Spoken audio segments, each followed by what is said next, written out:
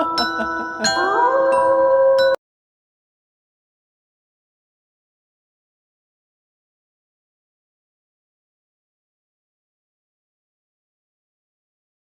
जो कहानी मैं तुम्हें सुनाने जा रहा हूं, ये सिर्फ किसी डरावनी कल्पना का खेल नहीं है।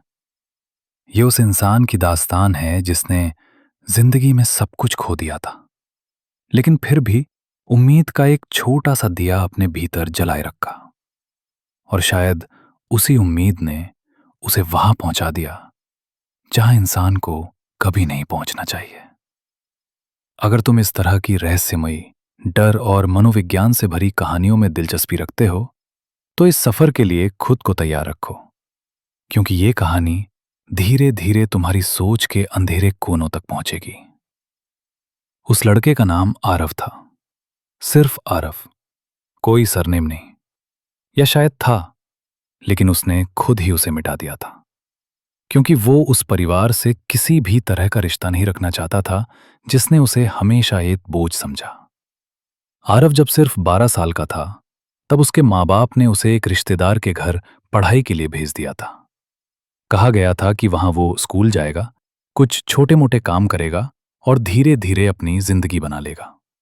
लेकिन सच बिल्कुल अलग था। वो घर घर नहीं था, वो एक नर्क था। सुबह 5 बजे उसकी आंख खुलती और रात 10 बजे जाकर शरीर गिरता। बीच में सिर्फ काम, झाड़ू पोछा, बर्तन, कपड़े, बाजार से सामान लाना और हर काम के साथ गालियां। पढ़ाई, वो सिर्फ एक झूठ था जो उसे वहां बांध कर रखने के लिए बोला गया था। बचे खुचे खाने पर पलने वाला आरव, जिसे हर छोटी सी गलती पर डांट भी मिलती थी और मार भी। वो नौकर नहीं था, वो गुलाम था। एक ऐसा गुलाम जिसकी कोई कीमत नहीं थी, जिसके पास कोई अधिकार नहीं था, जिसे इंसान समझने वाला कोई नहीं था। साल बीतते गए, आरव बड़ा होता गया, लेकिन उसकी जिंदगी वैसी की वैसी ही रही। जब वो 18 साल का हुआ, तब भी उसके पास न कोई डिग्री थी, न कोई हुनर। सिर्फ एक आदत थी, चुपचाप काम करते रहना। जिस आदमी के घर वो रहता था, वो खुद को बहुत बड़ा ठेकेदार समझता था। उसकी पत्नी और उसके दोनों बेटे, आरव के लिए वो इंसान नहीं, बस एक चलता फिरता औजार था। एक दिन की बात है, आरव सुबह बाजार से भारी थैले उठाकर लौटा था, पसीने से लथपथ, सांसें तेज। जैसे ही वो घर में घुसा, उसने देखा कि मालिक का बड़ा बेटा दोस्तों के साथ बैठा हुआ है। आरव ने सिर झुकाकर सलाम किया और रसोई की तरफ बढ़ने ही वाला था कि पीछे से आवाज आई, अबे जरा इधर आ। आरव रुक गया। उसने पलटकर देखा, सामने हंसी उड़ाती आंखें थीं। इतना काला कैसे है तू? कोई क्रीम व्रीम नहीं लगाता क्या? हंसी गूंज उठी। आरव चुप रहा। वो इन अपमानों का आदी हो चुका था, लेकिन उस दिन कुछ अलग था। जैसे उसके भीतर कहीं बहुत गहराई में कोई चिंगारी सुलग उठी हो। एक आवाज जो कह रही थी, बस अब बहुत हो गया। उस रात जब पूरा घर सो गया, आरव अपने छोटे से कमरे में बैठा रहा। कमरा भी दरअसल एक स्टोर रूम था, जिसे साफ करके उसके रहने लायक बना दिया गया था। उसके पास गिनने लायक चीजें थीं, 2 जोड़ी कपड़े, एक टूटा फूटा बैग और कुछ पुराने अखबार। उसी रात पहली बार आरव ने एक फैसला लिया। वो यहां से भागेगा, चाहे कुछ भी हो जाए, क्योंकि ये जिंदगी जिंदगी नहीं थी। लेकिन सवाल था, जाएगा कहां? उसके पास न पैसा था, न कोई ठिकाना, न कोई सहारा। फिर भी इस गुलामी से तो हर हाल में बेहतर था। और इसी फैसले के साथ आरव की जिंदगी उस रास्ते पर मुड़ने वाली थी जो उसे सीधे काले भव्य भवन की ओर ले जाने वाला था। एक ऐसी जगह जहां रात कभी खत्म नहीं होती। अगली सुबह आरव वैसे ही उठा जैसे हर दिन उठता था। अंतर सिर्फ इतना था कि आज उसके भीतर डर से ज्यादा फैसला था। उसने चुपचाप झाड़ू लगाई, बर्तन धोए और बाकी काम करता रहा। बाहर से देखने पर वो वही पुराना आरव था, झुका हुआ, चुप, आज्ञाकारी। लेकिन अंदर अंदर कुछ टूट चुका था। दोपहर का समय आया, घर के लोग खाने बैठे थे। यही उसका मौका था। आरव ने बिना किसी को देखे अपना पुराना बैग उठाया।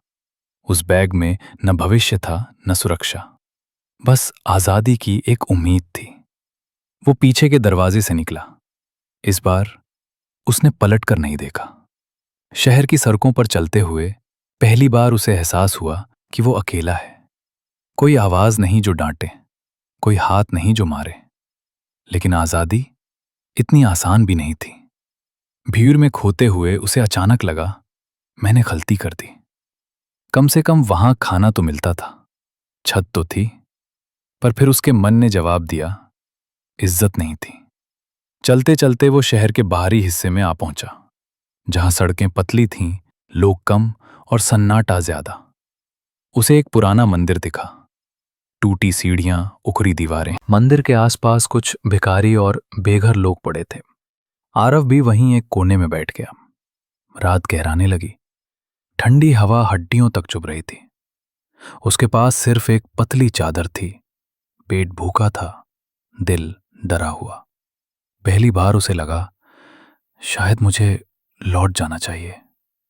तभी उसके पास एक बूढ़ा आदमी आकर बैठ गया। फटे कपड़े, उलझे बाल, लेकिन आंखों में एक अजीब सी चमक। नया लगता है तू यहां, बूढ़े ने कहा। आरव ने सिर हिलाया। आज ही आया हूं। भागा है ना? आवाज में कोई तंज नहीं था, बस समझ। आरव चुप रहा। देख बेटा, बूढ़े ने धीरे कहा, यह जगह भी कोई स्वर्ग नहीं है। लेकिन अगर तू सच में कुछ बनना चाहता है तो किस्मत कभी ना कभी मौका देती है। यह पहली बार था जब किसी ने उससे इंसान की तरह बात की थी। आरव की आंखें भर आईं। अगले कुछ दिन इसी तरह बीते। कभी किसी दुकान के बाहर सफाई कर देता, कभी किसी का सामान उठा देता। लेकिन यह काफी नहीं था। उसे एक पक्के काम की जरूरत थी। एक शाम वो एक छोटी सी चाय की दुकान पर बैठा था। दुकानदार ने बिना पैसे लिए उसे चाय दे दी। वहां पुराने अखबार पड़े थे, पकौड़े लपेटने के लिए। आरव ने यूं ही एक अखबार उठाया और तभी उसकी नजर एक छोटे से विज्ञापन पर पड़ी। रिकवरी एजेंट चाहिए, 50,000 रुपए प्रति माह, संपर्क करें। आरव का दिल जोर से धड़क उठा। 50,000 रुपए? उसने जिंदगी में इतने पैसे एक साथ कभी सोचे भी नहीं थे। लेकिन फोन, उसके पास तो मोबाइल भी नहीं था। दुकानदार ने पास की दुकान की ओर इशारा किया। वहां पब्लिक फोन है। आरव ने जेब टटोली। कुछ सिक्के, बस एक कॉल के लिए। उसने नंबर मिलाया। घंटी बजती रही, कोई जवाब नहीं। निराश होकर उसने फोन रख दिया। लेकिन तभी फोन खुद ब खुद बज उठा। आरव चौंक गया। हेलो, उसकी आवाज कांप रही थी। दूसरी तरफ एक औरत की आवाज थी, ठंडी, कर्कश और अजीब तरह से रहस्यमयी। तुमने अभी इस नंबर पर फोन किया था? हाँ, मैंने नौकरी का विज्ञापन देखा था। कुछ सेकंड की चुप्पी, फिर आवाज आई, अगर सच में काम चाहिए तो आज रात 12 बजे काले भवन आ जाना। कहां? आरव ने पूछा। शहर के बाहर, कब्रिस्तान के पास। पूछते जाना, सब जानते हैं। फोन कट गया। आरव वहीं खड़ा रह गया। रात के 12 बजे, कब्रिस्तान के पास, काला भवन। यह सब बहुत अजीब था। लेकिन उसके पास और कोई रास्ता भी तो नहीं था। उसे नहीं पता था कि यह कॉल उसकी जिंदगी की सबसे बड़ी गलती बनने वाली है। फोन कट चुका था, लेकिन उस औरत की आवाज अभी भी आरव के कानों में गूंज रही थी। रात के 12 बजे, कब्रिस्तान के पास, काला भवन। हर शब्द जैसे उसके सीने पर हथौड़े की तरह गिर रहा था। वो वापस मंदिर के पास आ गया। वही बूढ़ा आदमी आग के पास बैठा था। बाबा, आरव ने हिचकिचाते हुए पूछा। यहां एक जगह है, काला भवन। बूढ़े का चेहरा अचानक सख्त हो गया, आंखों की चमक बुझ सी गई। तुझे वहां क्यों जाना है? उसकी आवाज अब धीमी सी थी, लेकिन डरी हुई। आरव ने विज्ञापन और फोन कॉल के बारे में बताया। बूढ़ा देर तक चुप रहा, फिर बोला, देख बेटा, वो जगह साधारण नहीं है। जो वहां गया वो बदल गया। लोग कहते हैं वहां भूत हैं, कुछ कहते हैं तंत्र मंत्र होता है। तो मत जाओ। आरव ने गहरी सांस ली। अगर मैं नहीं गया तो मैं क्या करूंगा? उसके पास न पैसा था न भविष्य। बूढ़े ने उसकी आंखों में देखा। तो फिर जाओ, लेकिन याद रखना, अगर कुछ भी गलत लगे तो तुरंत लौट आना। रात धीरे धीरे उतरने लगी। आरव का दिल तेज धड़क रहा था। डर और उम्मीद दोनों आपस में लड़ रहे थे। आखिरकार उसने फैसला किया, वो जाएगा। रात के करीब 11 बज रहे थे। शहर की रौनक पीछे छूटने लगी। दुकानें बंद, सड़कें सुनसान, सिर्फ आवारा कुत्ते और सन्नाटा। रास्ते में जिनसे भी उसने काले भवन के बारे में पूछा, सबने अजीब नजरों से देखा। एक बुजुर्ग ने तो साफ कह दिया, इस वक्त वहां मत जाओ बेटा। लेकिन आरव रुका नहीं। शहर की आखिरी स्ट्रीट लाइट भी पीछे छूट गई। अब वो एक ऐसे रास्ते पर था जहां दोनों तरफ घने पेड़ थे। हवा में अजीब सी सरसराहट, डर उसे निगल रहा था। और तभी उसे दूर से दिखाई दिया एक विशाल इमारत, ऊंची दीवारें, पुरानी वास्तुकला, लोहे का भारी दरवाजा, काला भवन। घड़ी देखी, ठीक 12 बजे। जैसे ही उसने दरवाजे पर दस्तक देने के लिए हाथ उठाया, दरवाजा अपने आप चरमराता हुआ खुल गया। आरव सिहर उठा। अंदर घना अंधेरा था।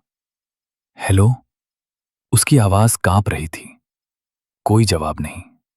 उसने एक कदम अंदर रखा और उसी पल दरवाजा जोर से बंद हो गया। अब पीछे लौटने का रास्ता नहीं था। मोमबत्तियां अपने आप जल उठीं। धुंधली रोशनी में वो उसे दिखी। काले कपड़ों में खड़ी एक लड़की, लंबे बाल, पीठ उसकी तरफ। तो तुमने मुझे बुलाया था? आरव ने पूछा। लड़की धीरे धीरे मुड़ी और आरव की सांस थम गई। वो बेहद सुंदर थी, हद से ज्यादा। लेकिन उस सुंदरता में कुछ गलत था, कुछ ठंडा, कुछ डरावना। तुम आरव हो? उसने पूछा। हां, चलो अंदर। और आरव उसके पीछे चल पड़ा। उसे नहीं पता था वो एक इमारत में नहीं, अपनी किस्मत के अंदर कदम रख चुका है। वो लड़की बिना पीछे देखे आगे बढ़ती रही। आरव उसके पीछे पीछे चलता रहा। काला भवन भीतर से और भी ज्यादा अजीब था। ऊंची छतें, दीवारों पर पुरानी पेंटिंग्स, ऐसी पेंटिंग्स जिनकी आंखें जहां से भी देखो तुम्हें घूरती हुई लगे। फर्नीचर पुराना था, धूल से ढका हुआ, लेकिन फिर भी सब कुछ बहुत सलीके से रखा गया था, जैसे कोई रोज यहां रहता हो। वे एक बड़े हॉल में पहुंचे। बीच में एक मेज रखी थी, उस पर कुछ कागज फैले हुए थे। बैठो, लड़की ने कहा। आरव बैठ गया। अब वो उसे ठीक से देख पा रहा था। काले कपड़े, गोरा चेहरा, गहरी आंखें। लेकिन उसकी आंखों में कोई गर्मी नहीं थी, बस एक ठंडा सन्नाटा। पहले मैं तुम्हें काम समझा देती हूं, उसने कहना शुरू किया। हम लोन रिकवरी का काम करते हैं। आरव ने सिर हिलाया। यह तो सामान्य लग रहा था, लेकिन फिर उसने जो कहा वो सामान्य नहीं था।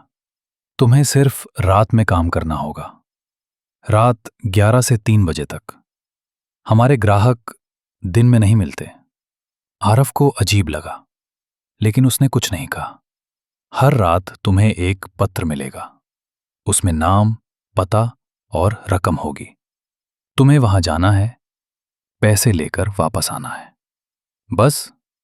लड़की की होंठों पर हल्की मुस्कान आई। बस। और सैलरी? आरव ने हिम्मत करके पूछा।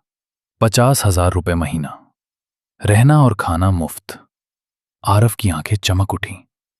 इतनी आसानी से इतनी बड़ी नौकरी? उसके मन में शक पैदा हुआ, जैसे लड़की ने उसके मन को पढ़ लिया हो। तुम सोच रहे हो इतना आसान क्यों है? आरव चुप रहा।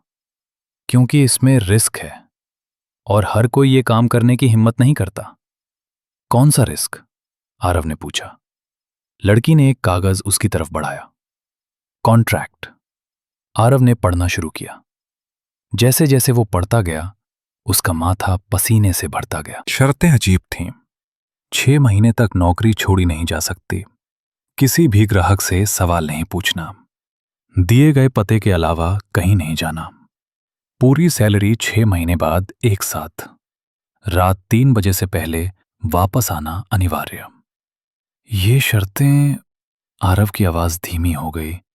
बहुत सख्त हैं। हाँ, लड़की ने शांत स्वर में कहा। लेकिन काम भी आसान नहीं है। अगर मान सकते हो तो साइन करो। आरव दुविधा में फंस गया।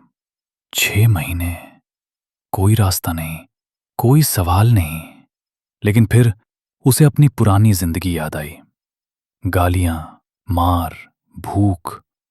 3 लाख रुपए 6 महीने में। उससे वो सब बदल सकता था। अगर मुझसे गलती हो गई तो?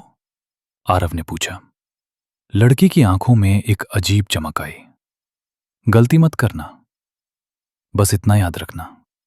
उसकी आवाज में अब नरमी नहीं थी। आरव समझ गया, ये चेतावनी थी। लेकिन वो बहुत दूर आ चुका था। उसने गहरी सांस ली और साइन कर दिया। जैसे ही कलम ने कागज छोड़ा, लड़की की मुस्कान और गहरी हो गई। अच्छा किया, अब तुम हमारे हो। आपका नाम? आरव ने पूछा। लड़की ने हल्की हंसी हंसी। नाम की जरूरत नहीं, मुझे बस तमसी कहो। उस नाम को सुनते ही आरव के शरीर में एक अजीब सेरन दौड़ गई। उसे नहीं पता था ये साइन सिर्फ कागज पर नहीं हुआ था, यह उसकी जिंदगी पर लिखा जा चुका था। तमसी ने आरव को उसका कमरा दिखाया। लंबा संकरा गलियारा, दोनों तरफ बंद दरवाजे। हर दरवाजे के पीछे जैसे कोई सांस ले रहा हो। वो एक कमरे के सामने रुकी। यही तुम्हारा कमरा है? दरवाजा खुला। अंदर कदम रखते ही आरव ठिठक गया। कमरा छोटा था लेकिन साफ। एक बिस्तर, एक अलमारी और एक खिड़की। इतने सालों बाद ये किसी महल से कम नहीं था। कपड़े अलमारी में हैं। भूख लगे तो नीचे रसोई में खाना है। आरव ने अलमारी खोली। काले रंग के कपड़े, शर्ट, पैंट, सब उसके नाप के। ये मेरे साइज के कैसे? उसने पूछा। तमसी मुस्कुरा दी।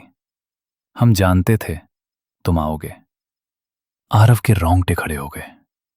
वो कमरे में अकेला रह गया। थकान ने उसे दबोच लिया। वो बिस्तर पर लेटा और गहरी नींद में चला गया।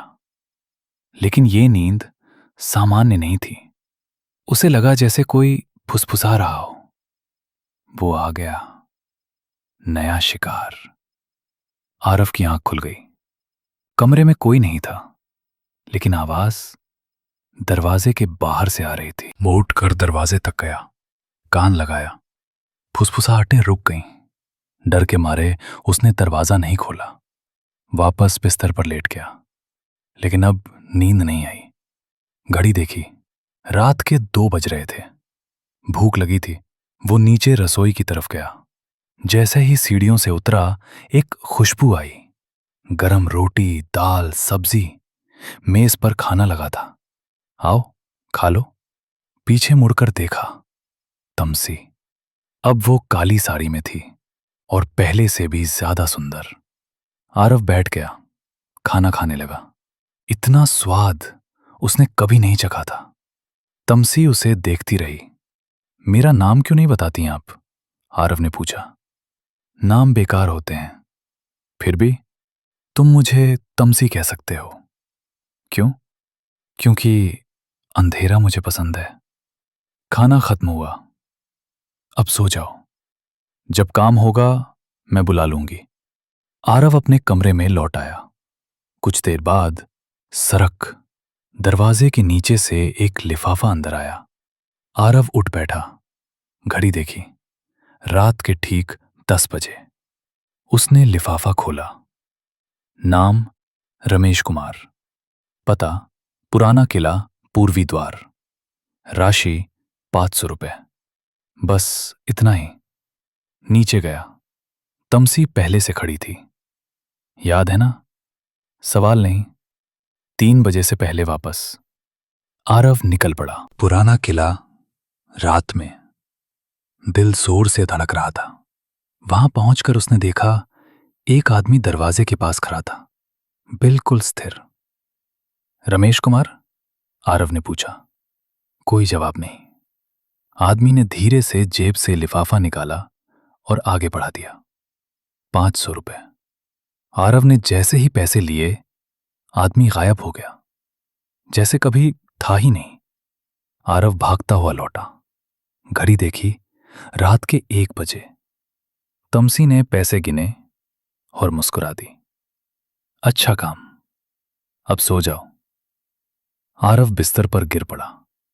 अब उसे समझ आ रहा था, ये नौकरी सिर्फ नौकरी नहीं थी, और ये पहली रात बस शुरुआत थी। उस रात के बाद आरव की जिंदगी में समय का मतलब ही बदल गया।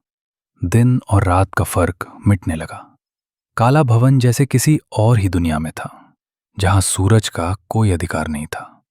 हर रात ठीक 10 बजे उसके कमरे के नीचे से एक लिफाफा सरकता, नाम, पता, रकम, और हर बार कोई न कोई ऐसी जगह जहां इंसान का होना असंभव लगता।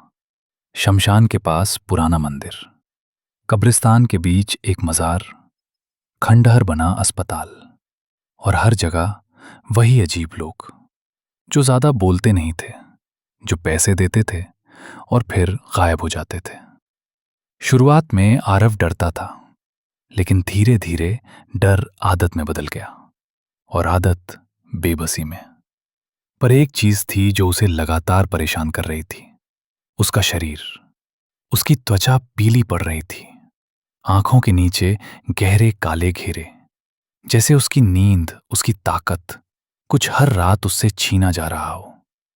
एक रात उसने हॉल में लगे एक पुराने दर्पण में खुद को देखा और चौंक गया। वो पहले जैसा नहीं रहा था। दर्पण में मत देखो, पीछे से तमसी की आवाज आई। वो सच दिखाता है, और सच हमेशा सुंदर नहीं होता। आरव का दिल बैठ गया। उसने पहली बार हिम्मत करके सवाल किया, यहां सुबह क्यों नहीं होती? तमसी मुस्कुरा दी। कुछ जगहों पर सिर्फ रात का राज होता है, और ये भवन उन्हीं में से एक है। उस रात आरव को पहली बार एक अलग नाम मिला, करीम शेख। पता कब्रिस्तान, पुरानी मजार, राशि 1 लाख रुपए। वहां पहुंचते ही एक बूढ़ा आदमी मिला, लंबी सफेद दाढ़ी, आंखें बिना पुतलियों के। आ गया तू भी, तमसी का नया खिलौना। आरव के पैरों तले जमीन खिसक गई। तुम नहीं जानते बेटा, बूढ़े ने कहा, तू किसके लिए काम कर रहा है? तमसी इंसान नहीं है, वो एक पिशाचनी है। आरव ने पीछे हटने की कोशिश की। ये सब आत्माएं हैं, मरे हुए लोग, और तू हर रात अपनी जिंदगी का एक हिस्सा उसे दे रहा है। 6 महीने बाद तू भी हम में से एक होगा। आरव भागता हुआ लौटा, पसीने में डूबा, डरा हुआ। तमसी उसे पहले से देख रही थी। तुमने सच जान लिया, उसने शांत स्वर में कहा, लेकिन अब बहुत देर हो चुकी है। मैं तुम्हें छोड़ नहीं सकती, तुम मेरे हो। आरव ने विरोध किया, भागने की कोशिश की, लेकिन दर्द असहनीय था, जैसे उसकी आत्मा को निचोड़ा जा रहा हो। तमसी की आवाज ठंडी थी। ये सिर्फ चेतावनी है, अब नियम तोड़ोगे तो मौत भी दया लगेगी। उस रात आरव टूट गया, लेकिन वहीं एक उम्मीद ने जन्म लिया। एक आत्मा, मियति। पुराने अस्पताल में मिली वो लड़की, मासूम, अधूरी। उसने बताया, तमसी की एक कमजोरी है, पवित्रता, धूप, तुलसी। आरव के पास एक पुरानी तुलसी की माला थी। उसी ने पहली बार तमसी की फुसफुसाहट को रोका। पूर्णिमा की रात, आखिरी मौका थी। आत्माओं को इकट्ठा किया गया। तांत्रिक मंत्र, छत पर रखा काला पत्थर, और जैसे ही पत्थर टूटा, सूरज की पहली किरण भवन में घुस आई। तमसी चीखी, उसका अंधेरा जलने लगा। मैंने तुमसे प्यार किया था, उसकी आखिरी आवाज थी। एक एक कर आत्माएं मुक्त हुईं, नियति भी। सुबह आई, काला भवन सिर्फ एक जर्जर इमारत रह गया। आरव बाहर निकला। समय बदल चुका था। साल बीत चुके थे। पैसे उसके पास थे, नई जिंदगी भी। लेकिन अंधेरा पूरी तरह गया नहीं था। कभी कभी रात में, आज भी, उसे एक फुसफुसाहट सुनाई देती है। आरव, मैं अब भी यहीं हूं, क्योंकि कुछ सौदे कभी पूरी तरह खत्म नहीं होते, और कुछ कहानियां अंत के बाद शुरू होती हैं।